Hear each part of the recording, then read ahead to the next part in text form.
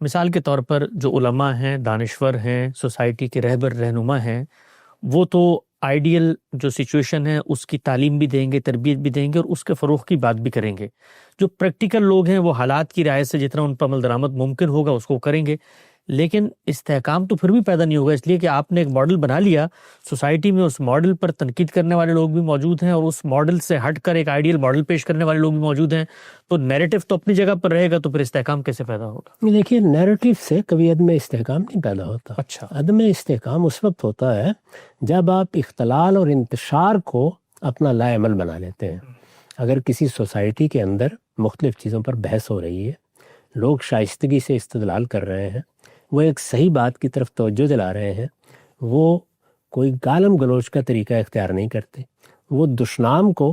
اپنا وتیرہ نہیں بناتے، وہ اختلال اور انتشار کے معاملے میں اتنے ہی حساس ہوتے ہیں جتنے خود ذمہ دار لوگ حساس ہوا کرتے ہیں۔ ان کے ہاں کسی کا استخفاف نہیں ہوتا، وہ اس طرح کی چیزوں کو پروپیگنڈے کا ذریعہ نہیں بناتے۔ ان کے ہاں جو بات کہی جاتی ہے وہ استدلال سے کہی جاتی ہے اور دلیل کی بنیاد پر اپنی بات پیش کی جاتی ہے۔ دوسرا آدمی جس جگہ بھی کھڑا ہے اس کو عزت دی جاتی ہے، اس کے بارے میں کوئی ایسا رویہ اختیار نہیں کیا جاتا کہ جو اس کو اس کی جگہ ہی سے ہٹا دینے کا باعث بنے۔ اس سے وہ مکالمہ وجود میں آتا ہے جس سے قومیں آگے بڑھتی ہیں۔ یعنی صرف اتنا ہی کافی نہیں ہوتا کہ آپ ایک مثالی بات کر رہے ہیں، اصل یہ ہے کہ آپ کس طرح کر رہے ہیں، آپ کا رویہ کیا ہے، آپ کس شائستگی سے اپنی بات پہنچا رہے ہیں، آپ مخالفین کے بارے میں کیا لب و لہجہ اختیار کر رہے ہیں۔ یہ ساری چیزیں بھی اتنی ہی اہم ہوتی ہیں۔ تو اگر کسی معاشرے میں آپ نے اس سفر کو جاری رکھنا ہے تو اس کا طریقہ یہی ہے، یہ تین چیزیں اپنے سامنے رکھی۔ ایک یہ کہ جو اس وقت ممکن ہے اس پر سب لوگ اتفاق کر لیں، اس پہلو سے نہیں کہ یہ کوئی مثالی چیز ہے، نہیں، اس وقت ہمارے لیے یہی ممکن ہے، اس پہ اتفاق کر لیں۔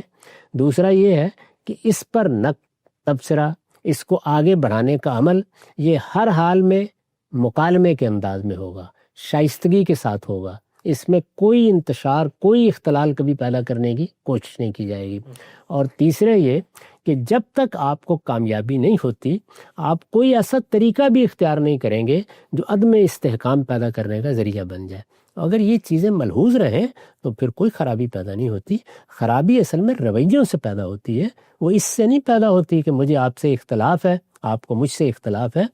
اچھا معاشرہ وہی ہے جس میں اختلافات بھی ہوں، اختلافات کا اظہار بھی ہو، ان پر گفتگو بھی ہو، اس کے باوجود لوگ ایک دوسرے کی عزت کرتے ہوں، ان کا احترام کرتے ہوں، اور ان کی ایک ایک بات اس خوبی کے ساتھ دوسروں لوگوں تک پہنچے کہ وہ تلخ سے تلخ بات کے بارے میں بھی یہ کہہ اٹھیں کہ اس سے بہتر طریقہ بات پہنچانے کا نہیں ہو سکتا۔